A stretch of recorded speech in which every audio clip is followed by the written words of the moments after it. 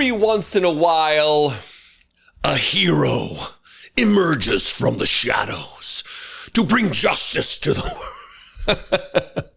To bring justice to the world or whatever. Or sometimes just a United Auto Worker Union member calls Donald Trump a pedophile protector. And he answers in kind, saying, fuck you, and then flipping the guy off with his little stubby child finger.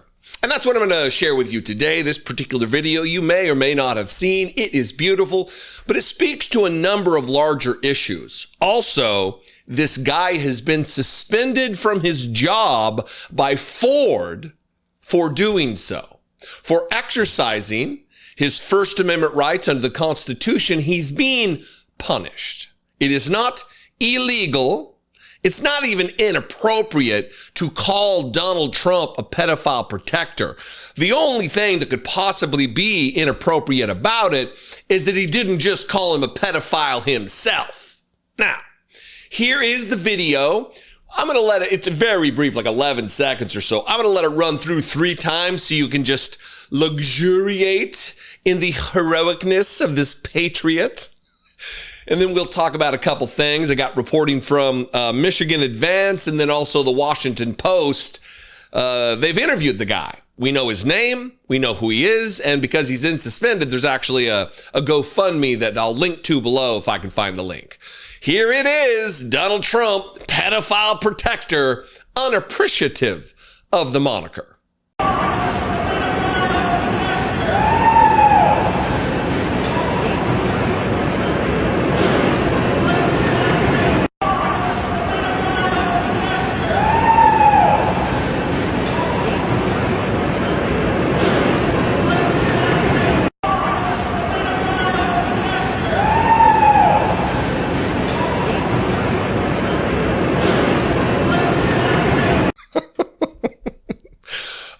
To be within earshot of Donald Trump. Do this for me as a little YouTube reindeer game. Comment below with what you would say to Donald. Obviously, I'm doing a thing here to get engagement on the video.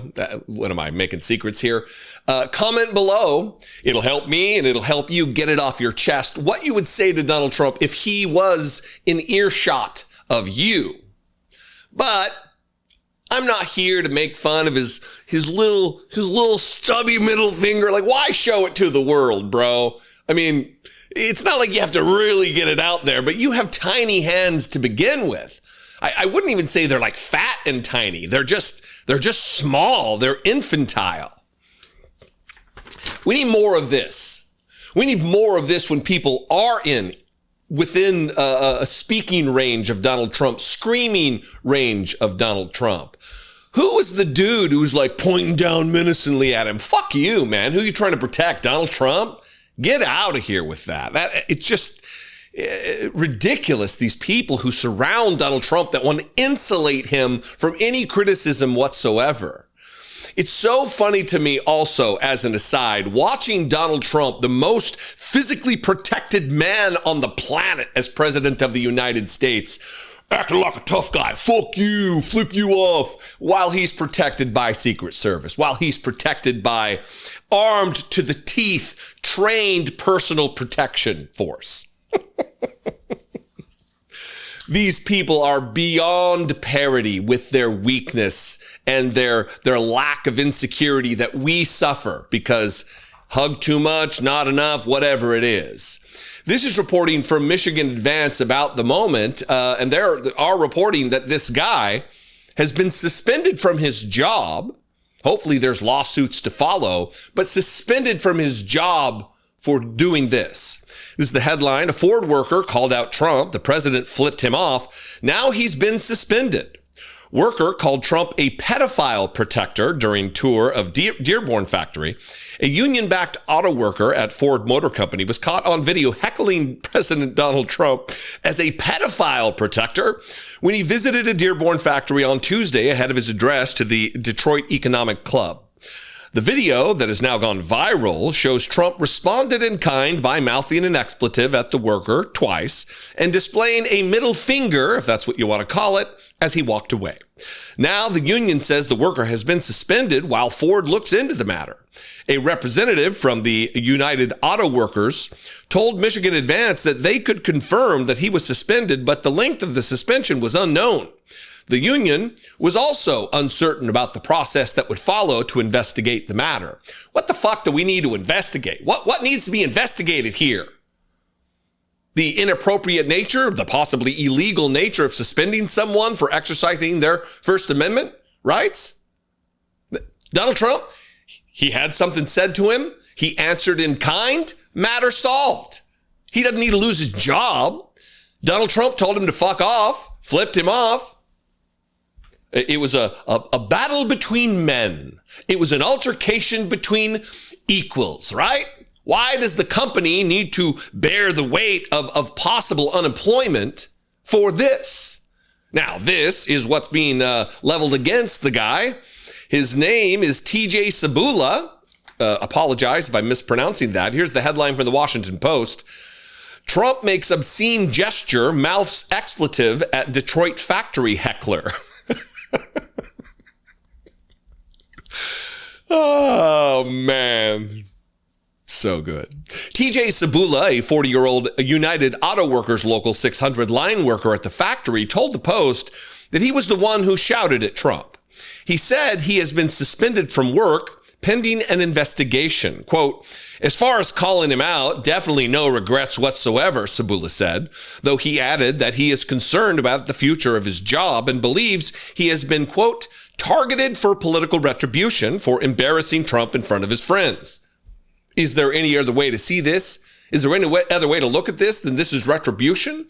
Because this isn't a normal consequence for, I mean, imagine all of the people who heckled Joe Biden for go Brandon and fuck Joe Biden and all of the, these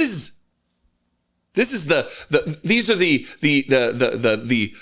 murky waters, the white water rapids of being president of the United States and having people oppose you or your policies or just who you are. It comes with the job. If every person who criticized Joe Biden would lose their job, I'd be out of a fucking job. Donald Trump is such a weak, insecure, just fucking pathetic loser that he wants to see people lose their jobs, their livelihood, their ability to support their families, their ability to contribute to the strengthening of the American economy because they were mean to him. You know, like a real man. Sabula identifies as politically independent and said he never voted for Trump, but has supported other Republicans. He estimated that he was roughly 60 feet away from Trump on Tuesday and that the president could hear him very, very, very clearly. 3 verys, so you know he could hear him. He said he was specifically referencing Trump's handling of the Epstein matter. Quote, I don't feel as though fate looks upon you often, and when it does, you'd better be ready to seize the opportunity, Sabula said. And today, I think I did that. Sir, I also think you did that today, or yesterday, as it were. Thank you for your patriotism and your contribution to the conversation. And I'll find his GoFundMe. I'll write it here. GoFundMe. I'll find the link. We'll put it in the description. If you got $5 or something, I'm sure if we amass enough. Look, if we can raise money as a nation for the murderer of Renee Good, who has a GoFundMe that's going off the charts, billionaires are donating $10,000. I'm sure we can scrape together a little nest egg while he's unemployed for this guy who called Donald Trump a pedophile protector. TJ Sabula. Thank you, sir. Anyway, what do you have to say about this? I'd love to hear from you. You can comment below with what you would call Donald Trump, but also just conversation about the topic. And you're going to have a thing called robots, and robots are going to be a big factor. I predict that robots are going to be a big factor in the future, and it's going to help out. CBS Evening News continues to slide into fascist enablerism. Is enablerism a word? It is now. Tony Dokoupil is just an absolutely quaking in the knees, bending of the knee fascist worshiper, just an enabler of Donald Trump, does not want to lose this opportunity of a lifetime to be the anchor of the NBC or the CBS Evening News, placed there by Barry Weiss, who was placed there by a Nepo baby billionaire. They want to act like we're doing everyman news while it's just elites. They all went to Columbia. I don't know where David Ellison or whatever the dipshit's name is who bought CBS, but he's an elite just by virtue of the fact that he's a billionaire. Didn't really have to do anything. His daddy's a billionaire, Larry Ellison. So, that's how it works with these people. But Tony Dokoupil's been traveling the country, espousing that we're here for you. We love America. It's not about the truth. It's not about facts. It's not about objectivity. No, it's about loving America. It's about jingoistic slogans. It's about flying flags. That's what it's about for these people. Because they believe the American people are so stupid that they could be fooled by all of that. I don't think that's true. I think that's true, certainly, for a wide swath of the country. But I think a lot of people they want the facts. And Tony Dokoupil is not providing that. He was with Donald Trump in Detroit yesterday, interviewing him at an auto plant. And I got two clips here, and they are it's getting worse and worse and worse. I thought that when he introduced the program and he said, we're not going to rely on experts. We're not going to rely on academics who spend their entire lives studying one or two subjects to an absolute degree of fullness where they just have an incomprehensible understanding of whatever topic it is, whatever subject matter that they've become experts in. We're not going to rely on those people. When we talk about kidney disease or space, astronomy or astrophysics, we're not going to rely on the people who have dedicated decades to studying that one thing. We're going to ask Joe down at the diner what he feels about it, like that's some kind of a substitute for fucking news. That's what they're doing right now. And I thought it was when he made his announcement, his inaugural whatever about announcing how he was going to run the program, that was the worst of it. I was wrong. It's not the worst of it. When you're facing down a fascist who is now trying to create a white ethno-state in the United States, who is dispatching masked secret police into the streets of the United States to either kidnap them or murder them with summary execution, there's a lot of questions to be asked. When the economy is now in peril because of the tariff policies of Donald Trump and inflation is on the rise, you would think there'd be some questions. You would think there would be some kind of pushback or follow-up. That is not the case. And we're going to begin with that. No follow-up. No pushing back, fact-checking in real time. Watch this, and then I will do Tony Dokoupil's fucking job for him. The economy, while we have you here, the inflation numbers came out. Overall, not bad, but grocery prices. No, overall, very good. Good for us. Good for our country. Joe Biden had the highest inflation numbers in history, correct? The direction. I have them down to a level that they haven't seen in about 9 years. And Mr. President, help me understand. When I travel the country and I go all over the place and I talk to everyday Americans, they tell me they don't feel it because grocery prices might not, are up. but they're going to now. I've only been here for 11 months, okay? And, the first few months were really rough. If you look at them, because I inherited a mess. I inherited a mess of crime. I inherited a mess of inflation. I inherited a mess of places closing up and going to other countries. And now we have the hottest country in the world. Tony, we have now the hottest country in the world. And a year and a half ago, our country was dead.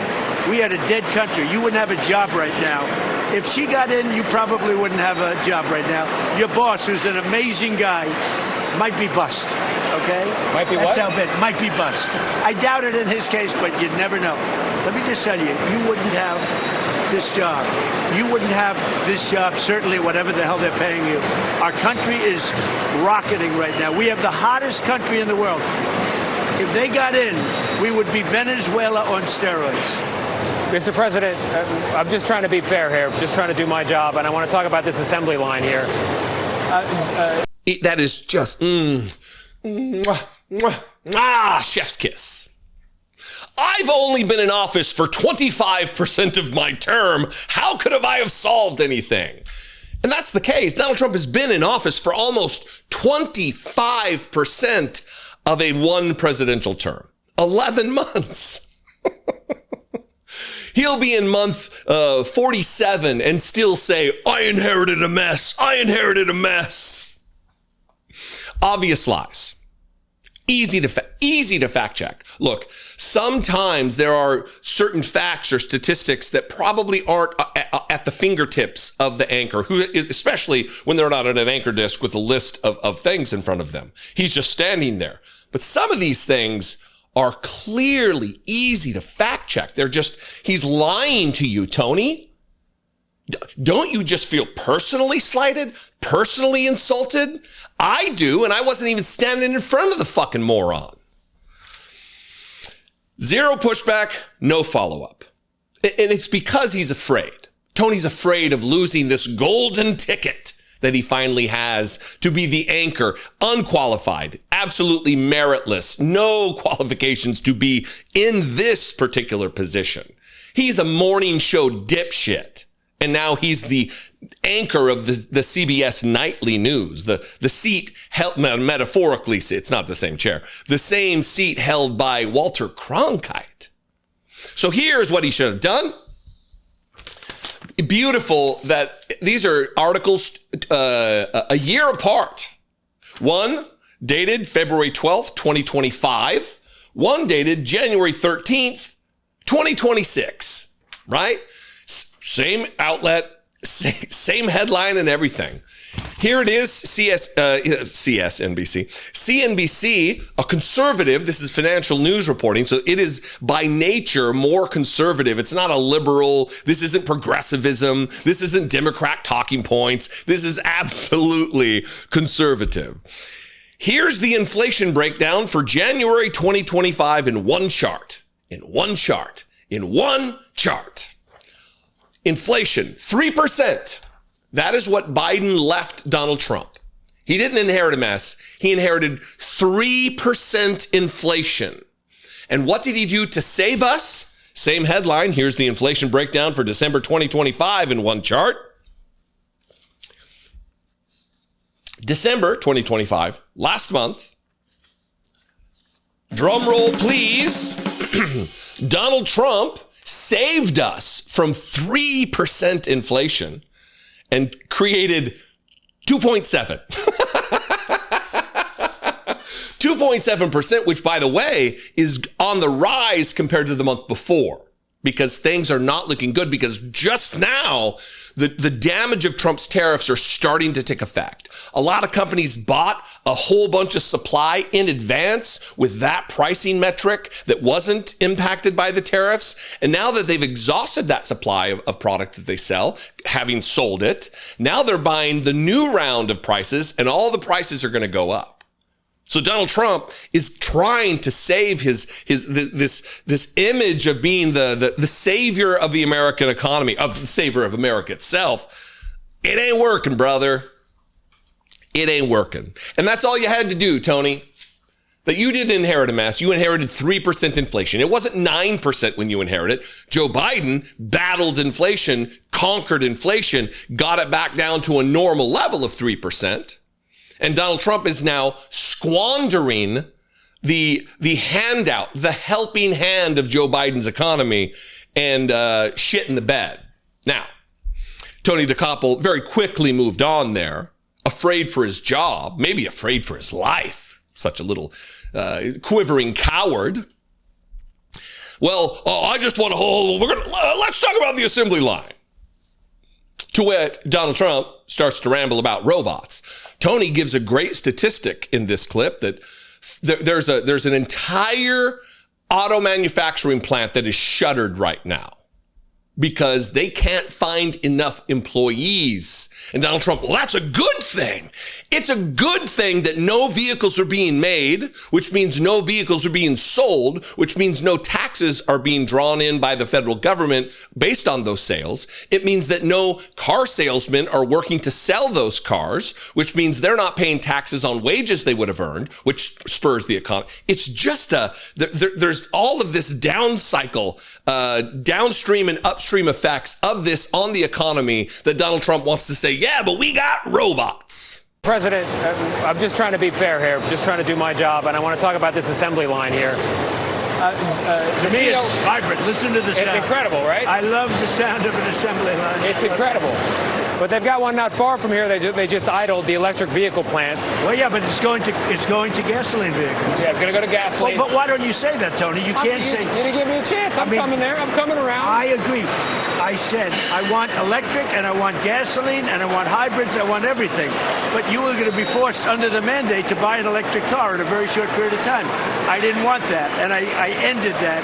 Now people can have electric, they can have gasoline, they can have hybrid. But are they going to have people to build these cars? The CEO of Ford said not long ago he's got 5,000 open mechanic jobs. He can't find people willing and able to build them. That's a good thing, Tony. That means it's vibrant.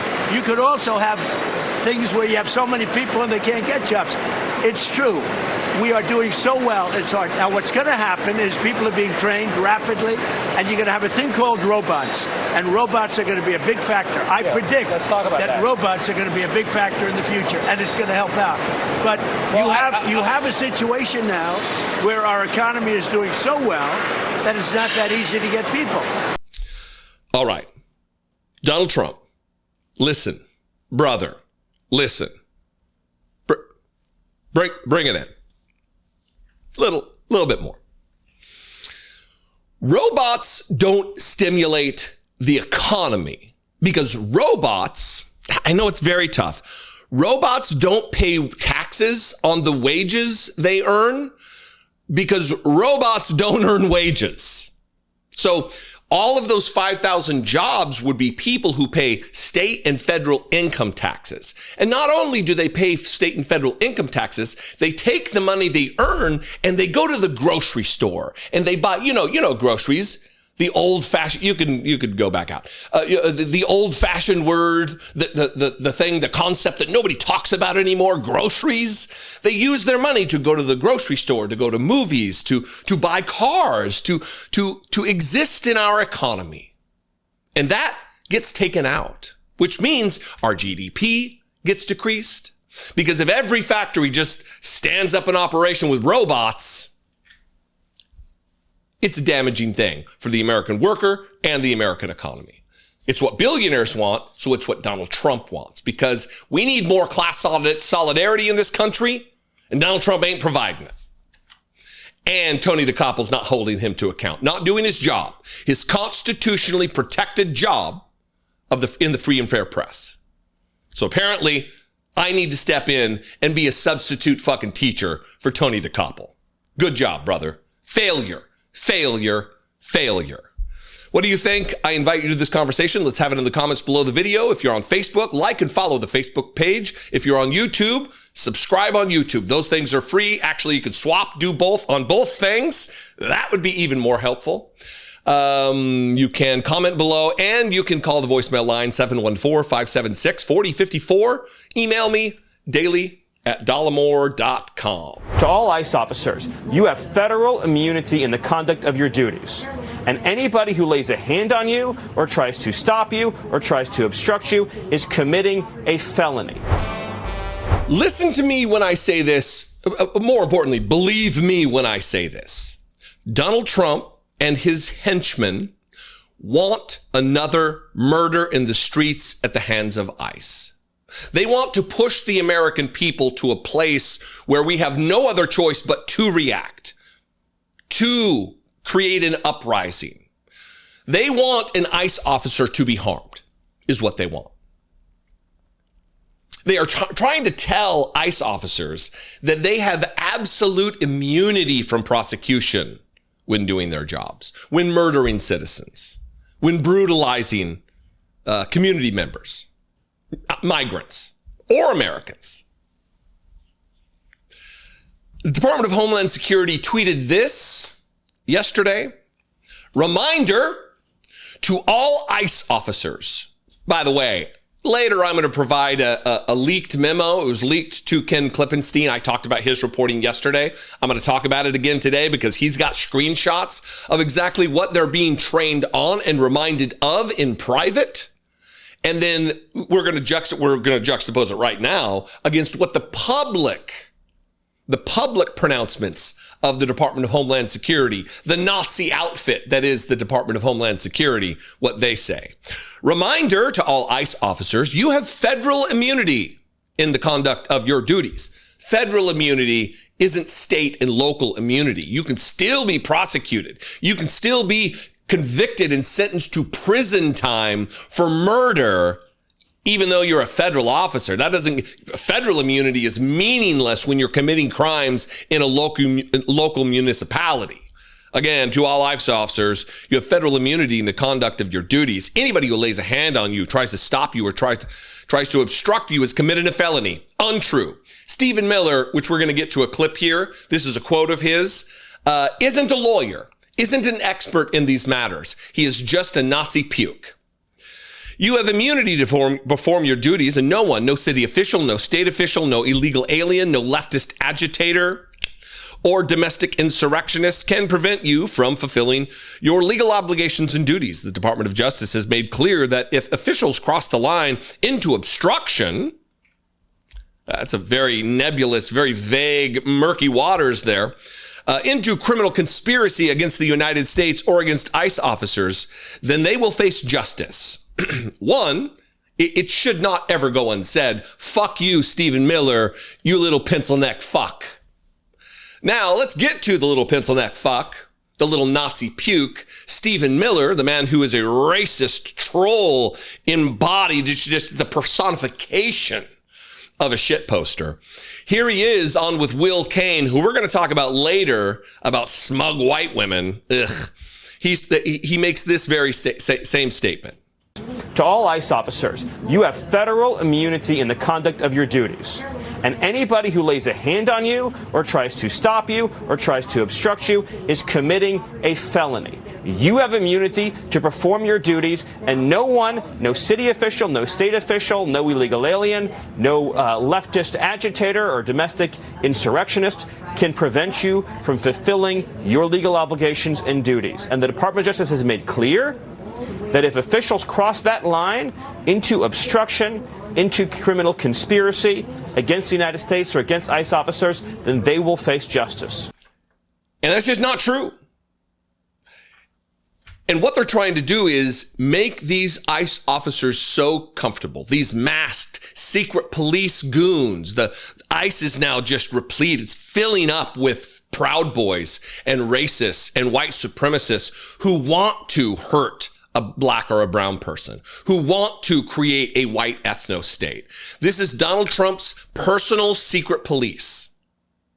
And they want them to feel emboldened, free from the threat of prosecution at a state or local level. They don't say state or local level relative to immunity. They only talk about the federal level because Donald Trump, the DOJ is Donald Trump. It is no longer an independent agency.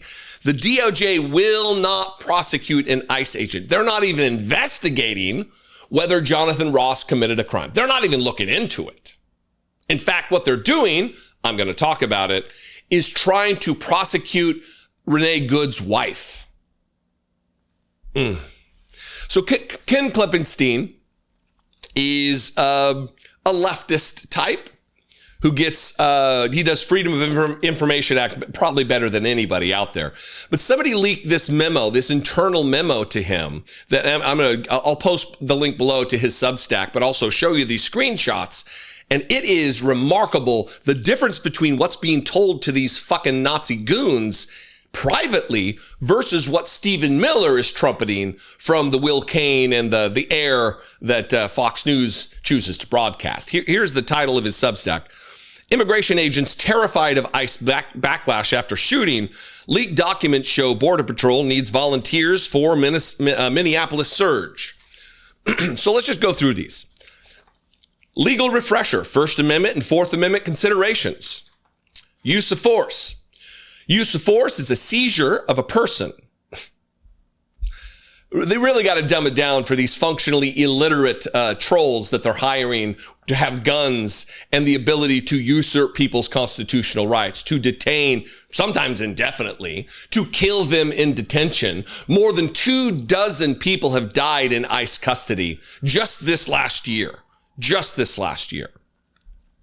If an officer agent applies force to a subject or the force yields to an officer agent's show of force, as a seizure, the Fourth Amendment requires that a use of force is reasonable, not pulling the trigger assassination style in the streets of Minneapolis, Jonathan Ross. That's not reasonable.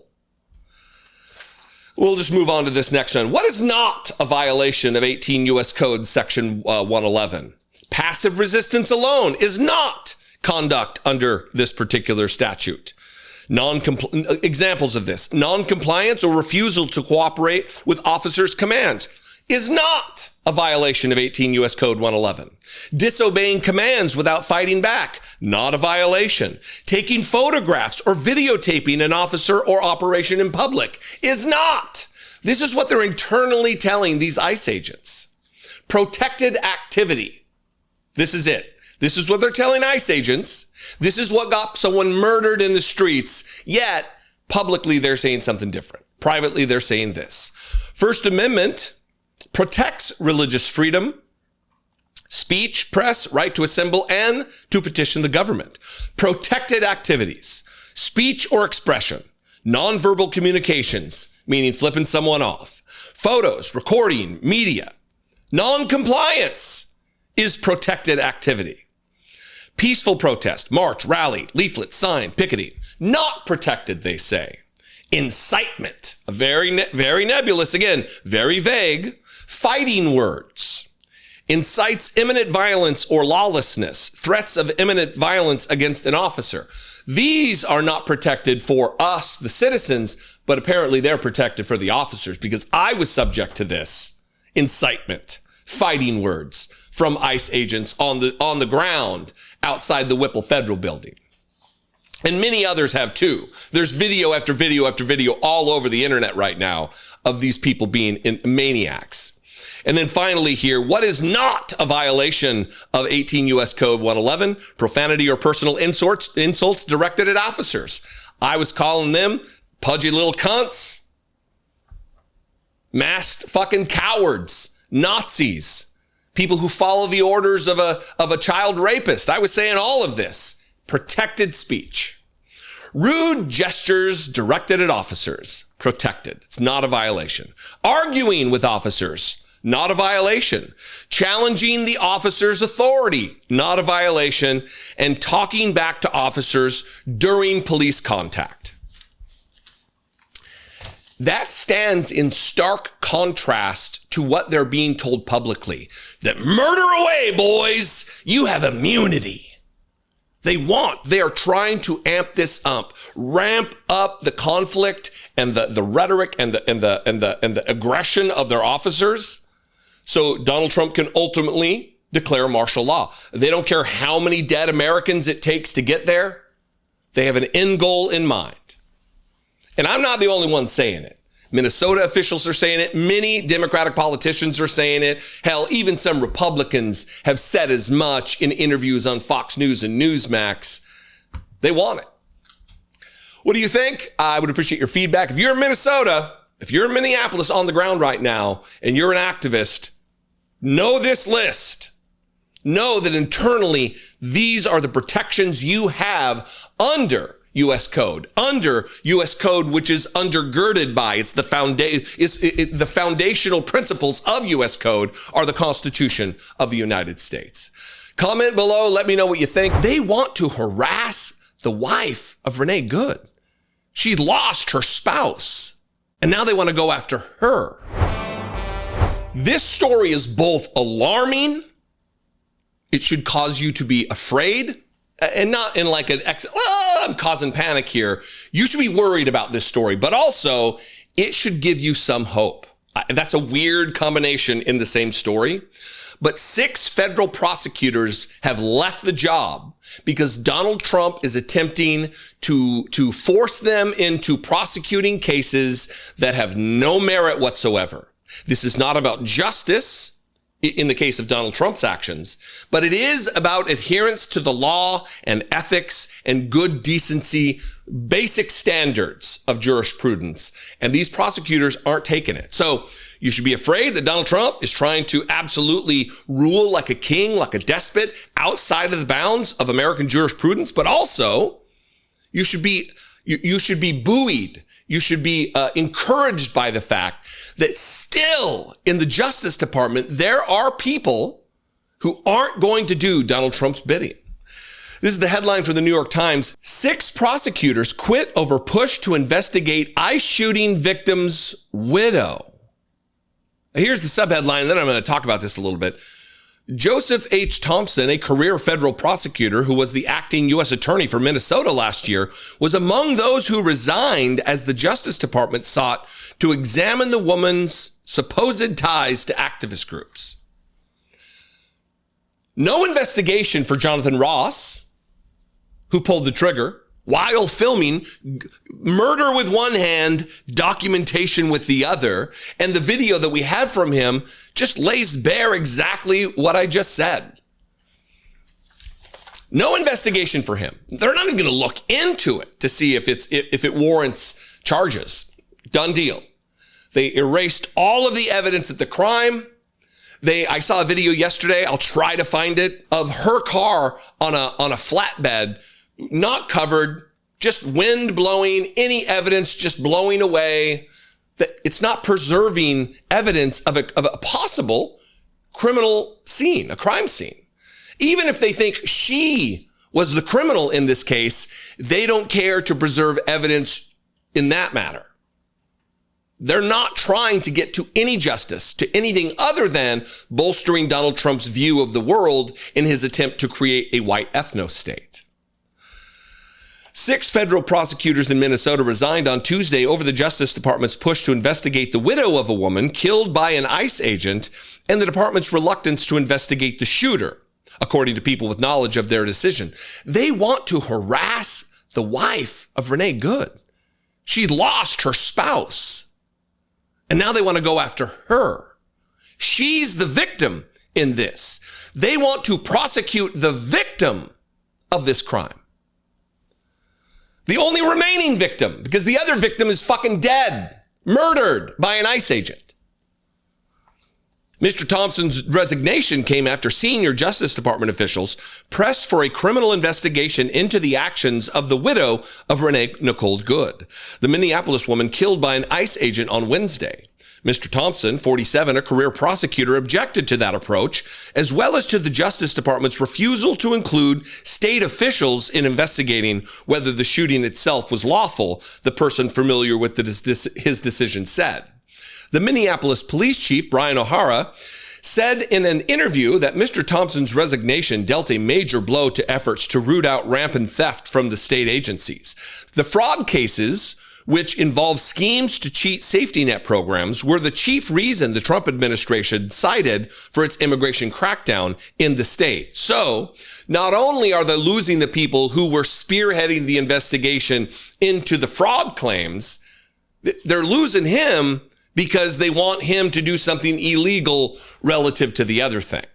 So this should give everybody ideas about what is valid and what is not. Of course, stealing from the federal government, stealing money that could go to otherwise actually needy people is reprehensible and needs to be prosecuted, absolutely. But we need to prosecute the actual committers of the crime, the offenders here. Not going after political opponents like Tim Walz, like he had anything to do with it. Going after Keith Ellison, going after the politicians in the state who had nothing to do with it. Donald Trump doesn't want that, though, because a couple of headlines for a couple of prosecutions don't do anything for him. He needs to go after Tim Walz. He's making it political when it's not. This is a criminal investigatory matter, and he's not handling it like that. Quote, when you lose the leader responsible for making the fraud cases, it tells you this isn't really about prosecuting fraud, Mr. O'Hara said. The other senior career prosecutors who resigned include Harry Jacobs, Melinda Williams, and Thomas Calhoun Lopez. Mr. Lopez had been Mr. Thompson's deputy overseeing the fraud investigation, which began in 2022. Again, began in 2022. This is not a brand new story. This goes back 4 years. Headlines go back 4 years. CNN reported on this in 2022. They want to act like this has all been covered up. This is all a conspiracy. No, the fuck it hasn't. This has been reported on extensively. An investigation began in 2022. Anybody out there? Hey, can you remind me who was president in 2022? Oh yeah, it was Joe Biden. Joe Biden was president in 2022. Democrats weren't turning a blind eye to fraud and welfare because they were investigating to prosecute. Yeah. Mr. Calhoun Lopez was the chief of the Violent and Major Crimes Unit. Mr. Thompson, Mr. Jacobs, Ms. Williams, and Mr. Calhoun Lopez declined to discuss the reasons they resigned. The Justice Department did not immediately respond to requests for comment. Tuesday's resignations followed tumultuous days at the U.S. Attorney's Office in Minnesota as prosecutors there and in Washington struggled to manage the outrage over Miss Good's killing, which set off angry protests in Minnesota and across the nation. As Miss Good was shot, Harmeet Dillon, again, a woman I've received cease and desist letters from when she was a private practice attorney in San Francisco. She's just a Republican operative who now leads, she is the head of the Justice Department Civil Rights Division. She told her staff that she would not consider opening an investigation into whether the agent had violated the law, according to 3 federal and former department officials who asked for anonymity because they were not authorized to speak about the situation. At least 4 prosecutors who had already intended to quit or retire signaled they would accelerate their departures, those officials said. Todd Blanche, Trump goon, Trump former private practice criminal defense attorney for Donald Trump, when Donald Trump, after all, is a 34 felony convicted criminal. Todd Blanche, the deputy attorney general now, said in a statement that there is currently no basis for a criminal civil rights investigation into the ICE agent, he said. And then finally here, instead, the Justice Department, instead of, this is just so fucking reprehensible, instead of a criminal civil rights violation investigation, not prosecution, not case, they're not saying put this guy, his head on a pike. They're not saying that. They're just saying investigate to see what the facts are. He's saying there's not even a need to investigate. But you know what there's a need to investigate? Renee Good's wife. Instead, the Justice Department launched an investigation to examine ties between Miss Good and her wife, Becca, and several groups that have been monitoring and protesting the conduct of immigration agents in recent weeks. Shortly after Wednesday's fatal shooting, Kristi Noem, the Secretary of Homeland Security, referred to Miss Good as a domestic terrorist. They're being investigated for monitoring ICE operations and protesting ICE operations. Things that very comfortably fall within the purview of our protections under the First Amendment of the Constitution. Congress shall make no law abridging the freedom of speech, the right to peaceably assemble, the right to redress our government of our grievances, enshrined in the very First Amendment to the Constitution. And they want to investigate her for utilizing and exercising her First Amendment rights under the Constitution. Make sense out of that. What do you think? I invite you to this conversation. We can have it in the comments below the video. Please like and subscribe. Like over on Facebook, the Dollemore Daily. Subscribe on YouTube. Then go back and do the exact thing on the other thing. If you're not on Facebook, you're not on YouTube. I'd appreciate it very much. You can comment below. We can talk about it there. There's a weird kind of smugness, by the way, in the way that some of these liberal white women interact with authority. Where does Fox News find the people they choose to elevate to broadcaster? Where do they find these people who all just speak the same weak boy narrative? They're all thin-skinned, tiny-armed, just traditionally not masculine men. Some would call them little bitches or pussies. Some would say that. I try to refrain from using language like that, except for it really hits hard on these people with just zero self-esteem. Certainly zero awareness of who they are and how they're perceived by other people. Will Cain, he's like a shadow. He's like a shitty, carbon copies on the old pages where you'd write and then you'd turn the page and it would kind of be in there. It's like in triplicate or where at the very last page, it's not even copying over very well. That's Will Cain to Jesse Waters. Both. Greg Gutfeld, he's another one. Trey Gowdy, all of these guys. I'm trying to think of the Sean Hannity. Who are some of the other anchors on Fox News who act like they're just mighty alpha men, bad asses, traditionally masculine? They're all Jordan Peterson-esque, just weak, just physically weak. Could not. Tucker Carlson was another one. They act like they're badasses who are like rough and tumble and we'll mix it up with you. You want to go hands? We'll go hands, right? And they're nothing of the sort. And in this clip I'm getting ready to show you, this is Will Cain. I don't even know Will Cain's background other than the fact that he never served his country in the military while acting rah about the troops all the time. And in this clip, he is essentially what he's doing is justifying the murder of Renee Good, that she deserved, at the very least, she deserved it because she's a smug white woman who protests and doesn't think about the consequences of being aggressive. Because when you're a man, it's remarkable. When you're a man, you know the bounds. You know that there's a likelihood that violence could happen. So you watch yourself, he says. A man who clearly has never been punched in his fucking face in his life.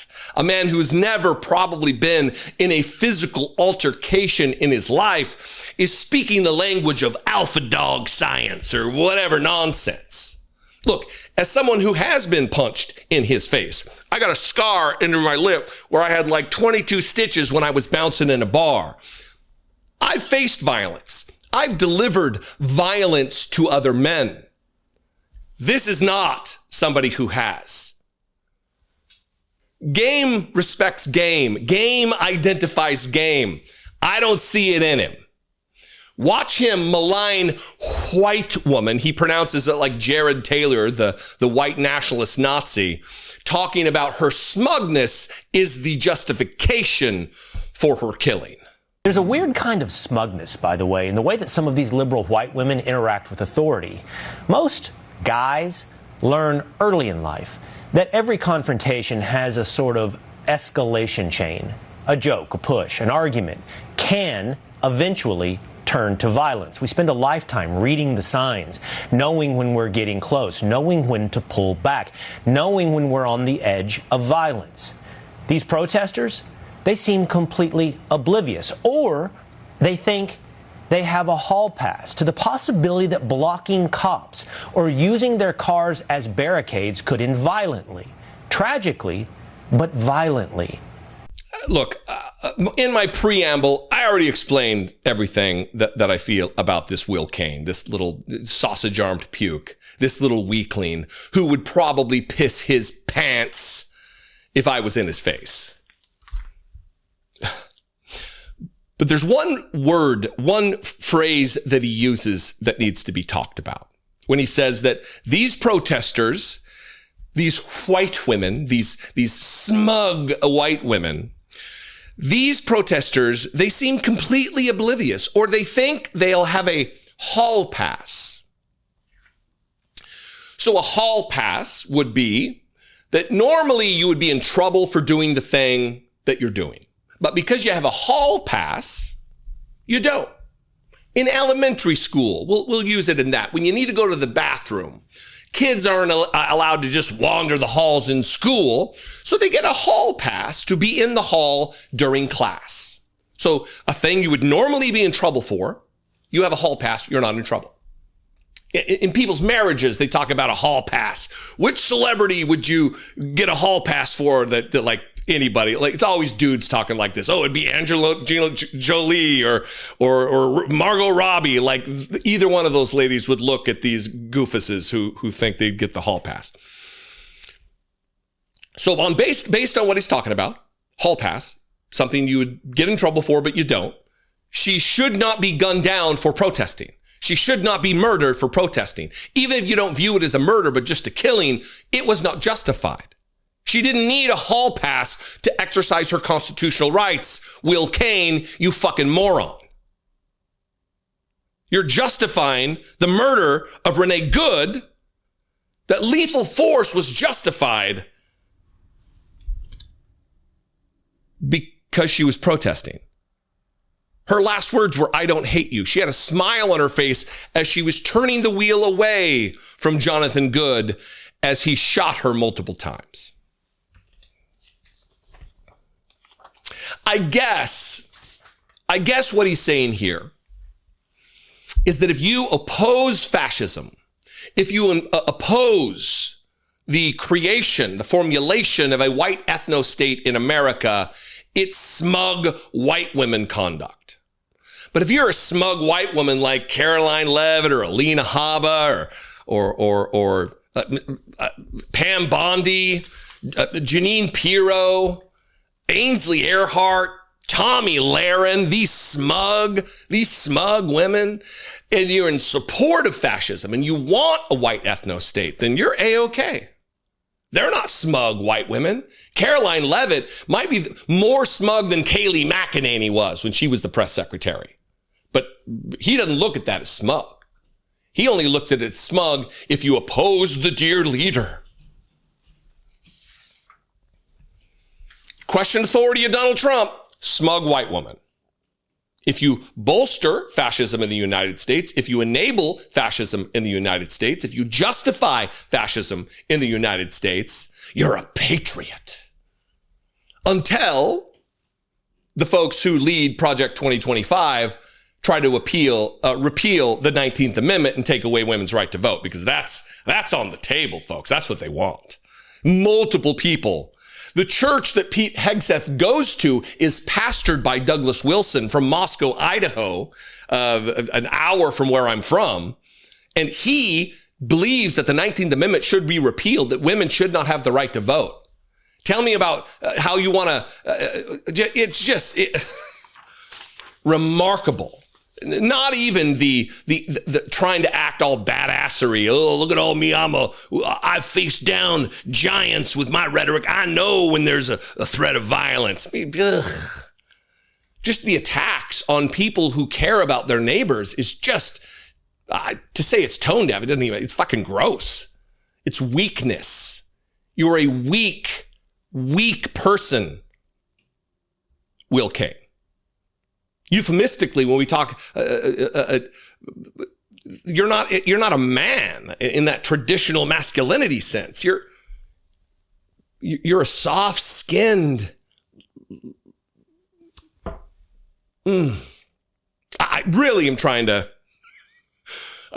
keep it together here. It's hard with these people. Anyway, what do you think? I'll just leave it there. What do you think? Comment below. I'd love to hear from you about this. Like and follow the Facebook page, Dollemore Daily. Subscribe on YouTube. I would appreciate it very much. Call the voicemail line if you have something to say, 714-576-4054. And of course, as always, you can email me, daily@dollemore.com. I got fired up on that one. We started to get hot. Face turning red. Face turning redder than it normally is. Just let us do our jobs, helping the American people. Let us protect people's civil rights. Yesterday, I had the opportunity to attend a congressional hearing that was chaired by Elizabeth Warren. Whistleblowers, one who has been fired by ICE for blowing the whistle, and the other who is now on administrative leave for whistleblowing, that the Department of Housing and Urban Development is no longer investigating or seeking prosecutions for violations of the Fair Housing Act, which means if you're black and you try to rent a place, the same thing. Wow, what a wild coincidence that Donald Trump did when he and his father would have rental managers write a little C on the back of a rental application meant, oh, this person was colored. And then they wouldn't rent to that person. They would know, oh, this is a black person. We're not going to rent to them. They had to settle out of court with the federal government and change their rental practices. So Donald Trump is trying to dismantle HUD, trying to dismantle the Fair Housing Act because he feels a personal slight that he was attacked. His memory's long when he's been aggrieved, right? But I want to talk very briefly about Scott Turner and who he is. He's like he played football. He was in the Texas state legislature. He's like a prosperity type minister. He's an ordained Southern Baptist dipshit who's like a prosperity gospel guy. Oh, praise Jesus, give me money and it'll come back to you, pressed down, shaken together and running over. The scriptures. That's an actual scripture, by the way. And so Scott Turner is just a devil in a million different ways, but he happens to be one of the black individuals that Donald Trump puts into place. Every time he hires a black guy to do a job in his administration, he always puts him in HUD. Ben Carson who knows nothing about HUD. He's a storied, talented neurosurgeon. Why would you put him at HUD and not like HHS or something? And he's another story. But Scott Turner is absolutely a liar and a grifter and a charlatan and just a piece of garbage. Let me share this clip with you just to give you a flavor for who he is. And then we're going to get to this because I interviewed these whistleblowers yesterday, both of them. Their names, I want to get it right here, are Paul Osadebe and Palmer Heenan. We're going to get to that. But here's a clip of Secretary Turner telling the most insane lie that one can concoct, that 100% of rental demand in California and New York is because of illegal immigration. That our housing crisis is 100% because of illegal immigration. It strains the brain to even process how someone could say something so daft. Watch this. Over 12 million illegal aliens coming across our border has literally strained our housing supply, caused affordability to go up. 100% of rental demand in California and in New York is because of illegal immigration, over 60% of that across our nation. And so what we have done here at HUD is to ensure that no taxpayer funds go to illegal aliens when it comes to our FHA mortgage program. We signed a memorandum of understanding, a data sharing agreement with the Department of Homeland Security to make sure that everyone that lives in HUD-funded housing is indeed an American citizen. Yeah, I share your disgust. The other thing that they tried to do was withdraw funding for HUD's Continuum of Care program for all of 2026 that would risk making 170,000 Americans homeless. Here's a very brief clip, not even a minute, of Brittany Page, who, by the way, if you're into homelessness, if you're into poverty, if you're into HUD and the ramifications of this, if you're into these issues of social justice, of poverty being a policy choice, Brittany Page's channel there's not a channel out there that does better work than her. Watch this brief clip, and then we're going to move on to my interviews with these whistleblowers. A policy change that is set to push at least 170,000 people into the streets after gutting funding for permanent supportive housing services. We're talking about nearly $4 billion in Continuum of Care funds, the largest source of federal funding to fight homelessness, which the Trump administration wants to shift away from evidence-based policies to short-term assistance and expanded criminalization of poverty instead. Actually, let me give you one more thing. ProPublica did reporting about Scott Turner, and I'm going to read a paragraph to you that really does it's emblematic of his disrespect, his contempt for poor people. And so often, poor people will say, I'm not a poor person, even though they're a poor person. People who are lower income, working class people, it's okay. I grew up poor. For most of my life, I've been a poor person. We have one car and it's a Toyota. We're not rich, but people need to stop being embarrassed about what their financial station is. And we need to have a little class solidarity one with another here, to stand up for one another, to improve upon the station of each other. A rising tide lifts all boats kind of a thing. Here's the headline from ProPublica. Trump's pick to lead Fair Housing Agency has opposed efforts to aid the poor, as HUD Secretary Scott Turner would oversee billions in housing aid. But as a Texas legislator, he voted against protections for poor tenants and has called government assistance one of the most destructive things for the family. Government assistance to help you feed your family, clothe your family, put a roof over your family's head, provide medical care for your family is the most destructive force for the family. That's Scott Turner. That's the man that these people are blowing the whistle about. Here's one paragraph. Turner supported a bill ensuring landlords could refuse apartments to applicants because they received federal housing assistance. He opposed a bill to expand affordable rental housing. He voted against funding public-private partnerships to support the homeless and against two bills that called merely to study homelessness among young people and veterans. They don't even care about homeless veterans. They don't care about disabled veterans. This is something that we talk about in these two interviews with Paul Osadebe and Palmer Heenan. Paul Osadebe, whistleblower, you are here still as an employee of HUD, but you're not representing HUD. What organizations are you representing here in your testimony today? I'm a union steward with AFGE 476, which is the local for the headquarters of the Department of Housing, and also an organizer with the Federal Unionist Network. Nice. So, just to give a lay of the land that you already know, everybody knows. This story is important because I think chiefly, obviously, we want Donald Trump to abide by the law. We want our taxpayers to be used to enforce the laws. Mm-hmm. But also because of the fact that it's being buried by the recalcitrance and hiding of the Epstein files and Donald Trump's global conquest with Venezuela, with the attempt to turn the United States into a white ethno-state by ICE. All of this is this issue is being buried because of that. So you gave an analogy during your testimony, or it wasn't an analogy. You said that our tax dollars are being used to increase segregation in this country.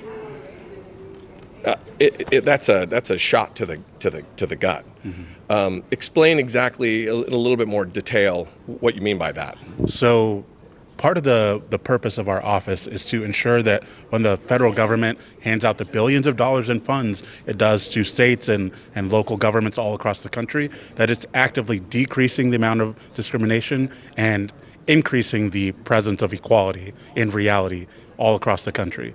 But when that enforcement is not actually done correctly or not done at all, that means the federal government is giving out billions of dollars and not checking what is being done with it. So the reason that these laws were created in the first place is because very often states and local governments will favor certain groups and attack certain groups with the way that they use funds. They say that we'll build housing here in this neighborhood with white people or able-bodied people, and we won't build it here with disabled people or black people or families with children. And that's federal dollars perpetuating discrimination instead of eliminating discrimination. That's happening right now. I believe that that's happening right now all across the country because we are supposed to be in the process of checking when HUD requests applications to send out money. We're supposed to make sure that, hey, local government, what are your policies on making sure that you're spending this money in a way that doesn't discriminate? Now that's not happening. That's been eliminated, that check. And so when the money goes out, we don't know what's happening with it. But it's actually even worse than that because it's not just that check not happening. Now the federal government is actually inserting requirements to discriminate more or to stop protecting certain classes of people. So how so? So, for example, The federal government has its federal housing laws, but lots of states and local governments have their own fair housing laws, and they can often protect more people than the federal government does. For example, the state of Virginia protects veterans. They protect people based on the source of income you use to pay your rent or mortgage. And now the federal government is saying that because you protect more people, we're going to take away your funding. We're going to take the funding that we used to give you to enforce your laws, and we're going to just remove that until you remove protections from people. That goes against the entire concept of how this country works, and even more centrally, that just hurts people. So, another self-evident point. I'm the king of making obvious fucking points. So, this is obviously by design. Your experience at HUD, your colleague's experience before he got fired. This is by design, that they are systematically eliminating positions so the agency isn't equipped personnel-wise to handle the discrimination claims. Tell us a little bit about how they've been operating in that arena. We've seen it all across the government in really any agency or position that helps ordinary working people. That staffing has been cut. It's been restricted from doing much of their work, and especially at civil rights offices all across the country. Kind of the same playbook has been run. Restrictions on work, reassigning people out of jobs and to jobs that the administration prefers we did instead of helping the American people with discrimination that they face, outright firing people. All of that is a playbook. And then once those people are removed, we see the weaponization of those agencies. So instead of having a civil rights department that helps you when your landlord says that I'm not going to rent to you because you're black or because you have kids, instead we have the federal government using that same office to say, city of Boston, because you have tried to eliminate discrimination, because you have tried to increase equality, we're saying that that's discriminatory and we're going to use our power to come after you. Meanwhile, the people out on the street, the disabled veterans, the disabled veterans, survivors of domestic violence are not getting the help that they need because the entire agency has been twisted to this other purpose. And as a federal employee, when I see that happening, I cannot stay silent about that. Regardless of the consequences, I have to say something about it because that's illegal and it's wrong, and it's my duty to say something. And so I did. Well, thank you for remembering your oath. I have one last question. I asked senators this. I've asked congresspeople this. I asked Keith Ellison this week, and we were in Minnesota. If it wasn't my orange essence standing here, but Donald Trump's, what would you say to him? I would say the same thing to him and to Secretary Turner and anyone at HUD. Just let us do our jobs, helping the American people. Let us protect people's civil rights, and don't politically interfere. There's a difference between priorities, and any administration is allowed to shift their priorities as much as they want within the law. But that's the crucial part. It has to be within the law, ignoring types of complaints that are valid, eliminating the staff that's necessary to actually do anything, to actually help people. All of that is taking away rights from Americans in practice. That has to stop. Let us do our jobs. I mean, the saying that elections have consequences, the consequences of an election should never be racism and white supremacy or what we're experiencing right now. So listen, again, it's brave, it's courageous, and thanks for remembering your oath. Appreciate you. I appreciate you as well. So I'm here with Palmer Heenan, a whistleblower, the Department of Housing and Urban Development, in the situation we find ourselves in with Donald Trump, erasing Department of Defense photos of the contributions of black people and science and the Smithsonian. It seems like they're not just attacking black people and brown people and disabled people and women and LGBTQ people. They're also denying them access to justice if discriminated against in housing. You were fired because you're blowing the whistle. Tell us why exactly. I mean, it's kind of a self-evident thing. Why just step forward? You're abiding by your oath. You're remembering your oath to the Constitution. Tell me a little bit why you're taking this bold act. Yeah, I mean, I think that, as you just said, when I became a federal employee, I did take an oath. I took an oath to defend the Constitution and laws of the United States. And the law, when I came to be a federal employee, that I was told to enforce was the Fair Housing Act. And the Fair Housing Act, amongst all the civil rights laws across the federal government, is unique because it requires a federal agency, HUD, to investigate every case that a member of the public submits to it. It requires an investigator to gather evidence about that case, to take all the facts and then say, okay, I am a neutral investigator.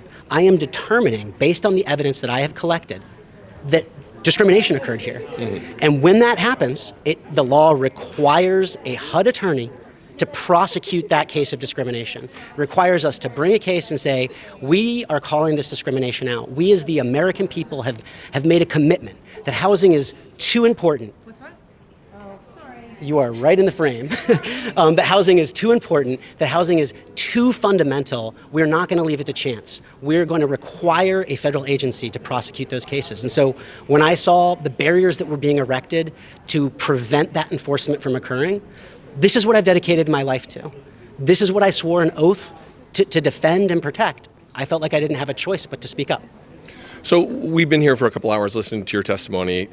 Again, it's just amazing what you're doing. But I want you to repeat, if you will, you made an analogy about calling 911. And in a normal situation where you have an injustice and you need help from authorities, you need the law abided by. What is the situation right now on the ground in HUD relative to people going and seeking the government to enforce the law? It's bleak, to put it simply and shortly. It's bleak. So, you know, the analogy that I told Senator Warren is the exact right analogy. There are investigators at HUD. Their job, like I said, is to neutrally investigate cases that are brought that are submitted by members of the public. They're essentially the fair housing police. They uncover the evidence, they investigate the scene. If you want to play like a little Law and Order dun-dun sound, that's who they are. That's the people that work at HUD, and they've worked there for years and decades. They're the best investigators in the country. They want to determine whether or not discrimination actually occurred because that's their job. And then there are the attorneys that work in my office. We're the prosecutors. We're the ones that once those fair housing police come to us and say, look, we've uncovered this evidence. We think it's enough. We give them the opinion, yes, it is enough. And then we proceed, as we're required to do by law, to prosecute the case. So right now, if you're a member of the public and you want to submit your case, you say, look, I was discriminated against because I was black. I was discriminated against because I was a Christian. I was discriminated against because of the color of my skin. If you dial that number and you say, I want to submit a complaint, there's essentially no one there to answer. The simple fact of the matter is that years ago, the Office of the Inspector General at HUD already found that even prior to the Trump administration, the Office of Fair Housing and Equal Opportunity, the office that contains the investigators, was radically understaffed. Since the Trump administration, they've cut that number, that already understaffed number, in half. So we're essentially looking at a situation where maybe only 25 or 30% of the police are actually on the beat. Can you imagine if that were the case in your city, how upset you would be? And yet that's where we are with fair housing. At the same time, they've removed more than 2/3 of the prosecutors who actually bring these cases. And again, what that means is that even in the instance where an investigator is able to get to your case despite the significant backlog because half of the staff has been cut over the course of the last year, it's going to take months, if not years, for an actual prosecutor to get to that case and say, yes, I can bring this, for you. I can help you get justice, even if they're allowed to, given the bureaucratic barriers that have been put in place. Well, I just want to say thanks. Listen, in the current climate that we are with Donald Retribution Trump, it's not an easy thing to put yourself, your safety, you're putting yourself in jeopardy. And we need, if we're going to get through this, we need more people. We need more Palmer Heenans. And it doesn't go unnoticed. So we appreciate you very much. I appreciate you. Thank you so much. So look, like I said, this is important, but it's being buried by all of the other things that are gobbling up the headlines. This is just as important. Obviously, if we lose our democracy and we're turned into a white ethno state, civil rights won't be a thing anyway. Civil rights won't be something to seek after anyway, because we'll just all be white people. But that's what they want. But this is important. Share this video, comment on this video, engage with this content, share this video with someone who is passionate about this topic. Go subscribe to Brittany Page's channel. Follow these issues. They're important. I'd love to know what you think. Comment below. You can also call the voicemail line, 714-576-4054. And of course, as always, you can email me daily at dollemore.com. I love and appreciate you very much. I will see you next time. Until then, be genuine. Take care of one another.